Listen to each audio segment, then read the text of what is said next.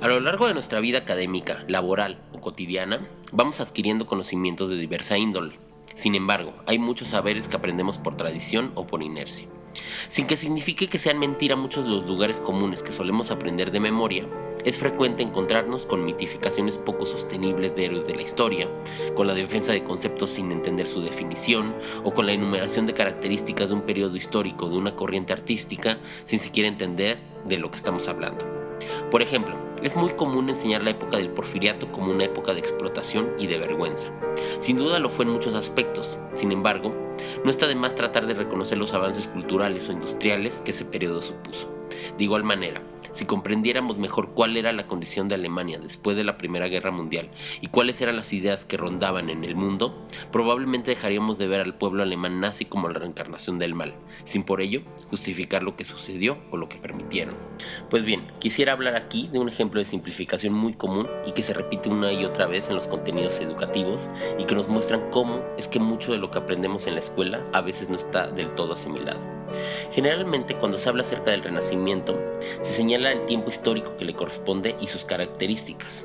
Los alumnos suelen aprenderlas de memoria para algún examen. Muchas de estas características varían de acuerdo al libro que se esté consultando o del maestro, pero siempre vamos a encontrar la siguiente proposición con ligeras variantes. En el Renacimiento se da una vuelta a la antigüedad o se retoman a los clásicos. Esta proposición no es de ninguna manera falsa, pero se enuncia sin entender bien a bien qué significa. Cuando decimos en el Renacimiento se retoman a los clásicos, lo que pensamos es que en el periodo anterior, la Edad Media, los hombres no conocían a los clásicos, o no les importaban, o no sabían quiénes eran, y que los hombres del Renacimiento sí que los conocían y los valoraban. De hecho, esta idea resulta ser la más lógica. Sin embargo, esto es totalmente falso. ¿Cómo puede ser esto falso y al mismo tiempo ser verdadero lo que se dice del Renacimiento? En primer lugar, los hombres del medievo sí que conocían a los grecolatinos. Pongamos unos ejemplos. Uno de los autores más leídos durante toda la Edad Media fue el escritor latino Ovidio, del siglo I a.C. Es tan importante su obra que esta inspiró muchos de los libros más importantes que se produjeron durante toda la Edad Media. Por ejemplo, el libro del Buen Amor. Otro ejemplo es el de la vida del conquistador macedonio Alejandro Magno, quien vivió durante el siglo IV a.C. Su historia igualmente inspiró numerosos textos medievales, y la gente común solía cantar canciones en las que recordaban sus hazañas. Otro ejemplo es el de Aristóteles, que era conocido como el sabio por excelencia. De hecho, uno de los más grandes conocedores de la obra de Aristóteles fue, a su vez, uno de los más importantes filósofos de la Edad Media, Santo Tomás de Aquino. Por último, fue gracias a los conventos medievales que llegaron hasta nosotros muchas de las obras clásicas, ya que en ellos se resguardaron durante siglos muchos de los textos escritos por griegos o por romanos. Por si esto fuera poco, la lengua con la que se comunicaron los sabios durante toda la Edad Media fue el latín, la lengua de los romanos. Entonces, ¿por qué insistimos en decir que los hombres del Renacimiento retomaron a los grecolatinos cuando ya estaban más que retomados a lo largo de la Edad Media? Veamos qué fue lo que pasó. Generalmente se dice que la toma de Constantinopla es un hecho que marca el final de la Edad Media y el inicio del Renacimiento. Esto tiene mucho sentido. Constantinopla era la capital del Imperio Bizantino. Se trataba de una verdadera potencia tanto política como cultural, religiosa y económica. Era una ciudad llena de sabios que habían heredado la cultura clásica y que contaban con una muy importante ventaja para su estudio: hablaban griego. La ciudad, además, recordaba la herencia grecolatina, sobre todo la griega, en cada esquina, en sus templos, sus monumentos y sus bibliotecas, tanto públicas como particulares. Además, el emperador mismo se proclamaba descendiente de personajes históricos de la antigüedad, como Augusto o Constantino. Pero dado que la iglesia de Constantinopla se había separado de la iglesia católica romana, el imperio bizantino se había mantenido muy al margen del resto de Europa. El imperio bizantino estuvo durante siglos asediado por el imperio otomano.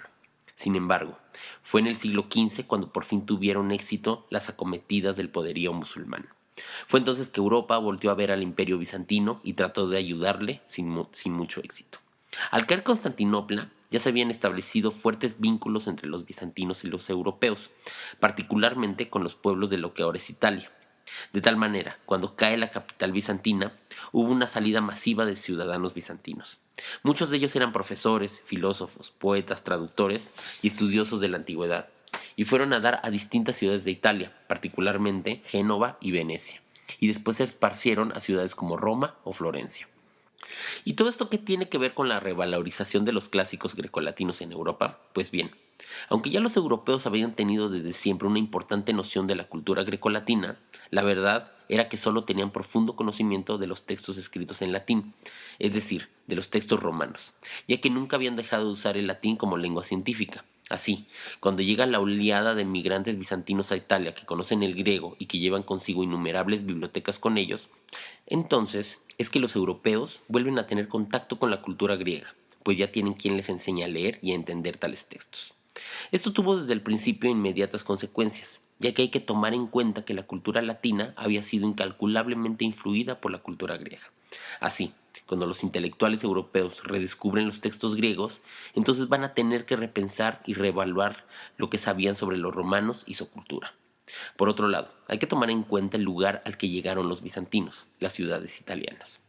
En ese momento, el siglo XV, estas ciudades gozaban de un gran florecimiento económico y cultural.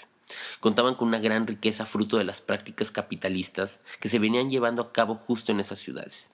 Y esto es muy importante, ya que los capitalistas italianos no eran precisamente los más devotos, serios, mesurados y desinteresados. Todo lo contrario. Estas ciudades estaban habitadas por ciudadanos que viajaban de un extremo del mar Mediterráneo a otro, buscando mercancías y negociando con pueblos extraños. Con estas prácticas, los italianos terminaban por tener personalidades curiosas, por saber hablar muchas lenguas, por ver el mundo como un terreno por conquistar, por ser ambiciosos y por no respetar mucho que digamos las tradiciones o la moral habitual. De tal manera, donde llegan los sabios bizantinos, con sus libros, su conocimiento del griego, su recuerdo de las ruinas griegas, y les enseñan a los italianos la lengua y su tesoro intelectual, estos lo reciben con entusiasmo y con una mente abierta. Si a todo esto le agregamos que del otro lado del planeta se estaba descubriendo América y que se estaba revelando que el mundo es redondo y que no era el centro del universo, entonces nos encontramos con un universo que se estaba conmoviendo y transformando gracias a todas las nuevas ideas. Para acabar, tenemos por un lado la caída de un legendario imperio que había heredado toda la tradición clásica y al mismo tiempo una Europa que estaba renovándose y cambiando de forma de pensar, y a los bizantinos llegando a ciudades prósperas llenas de gente curiosa y ambiciosa. De esta manera, cuando se comienzan a descubrir los textos escritos en griego y se empiezan a revelar decenas y decenas de autores nuevos, obras nuevas e ideas nuevas, mucho de lo que se pensaba que era la antigüedad se acaba. Es decir, se dan cuenta que no era tan vasto su conocimiento sobre la antigüedad y que faltaba mucho por descubrir y comprender. Además, con tanta novedad, los intelectuales de Europa se entusiasmaron como niños con juguete nuevo, y ese juguete nuevo era una nueva forma de ver la cultura grecolatina gracias al recién descubierto caudal de cultura griega, y todo en medio de un contexto estimulante, liberal, renovado y tolerante. De tal manera, cuando veamos en un manual de historia del arte, o de historia universal, o de historia de la cultura, y leamos la aparentemente inocente frase de "en el Renacimiento se retoman a los clásicos", detengámonos a pensar lo que este tipo de generalizaciones significan y todo lo que involucran, como en este caso fue la caída de un legendario imperio, el exilio de cientos de sabios a nuevas tierras, el mantenimiento de bibliotecas que los europeos ni sospechaban que existieran, y una Europa dispuesta y favorable a nuevas ideas, es decir, mucho de lo que la sencilla frase parece significar. Muchas gracias.